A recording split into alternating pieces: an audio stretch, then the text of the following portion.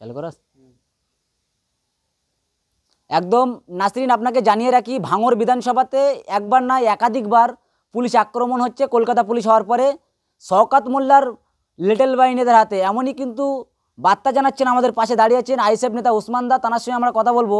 এবং আপনাকে জানিয়ে রাখি যে ভাঙড় বিধানসভাতে আজকে নয় এর আগেও কিন্তু সাকসার শওকত মোল্লার বাড়ি থেকে ঢিলচোড়া দূরত্বে সেখানে কিন্তু পুলিশ আক্রমণ হয়েছে শওকত মোল্লার নেতাদের হাতে বা টিএমসি নেতাদের হাতে।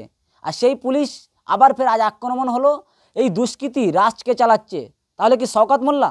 কি জানাচ্ছেন আইএসএফ নেতা উসমান দা এবং ভাঙড় 2 নম্বর ব্লকের একেবারে যে আইএসএফের যে ব্লকের দায়িত্বে একেবারে তাঁরও কিন্তু নাম আছে, তিনি এই মুহূর্তে জানিয়ে দিচ্ছেন যে এই পলিহাট থানার পাশেই কিন্তু বাড়ি এই উসমানদার।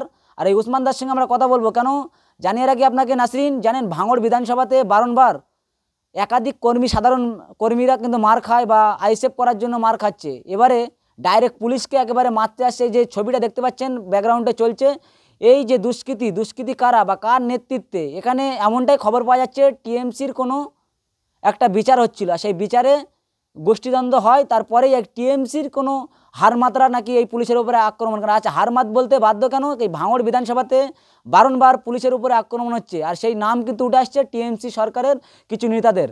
আর এরা কি সাজা পাবে? একদম আমরা সরাসরি আইএসএফ নেতা উসমান দার সঙ্গে কথা বলবো এবং কি দাবি জানাচ্ছেন অবশ্যই যেখান থেকে দেখছেন ভিডিওটা বেশি শেয়ার করার চেষ্টা করবেন। আইএসএফ নেতা উসমান দা কি জানাবেন এই যে ভাঙড়ে বারংবার পুলিশ আক্রমণ হচ্ছে?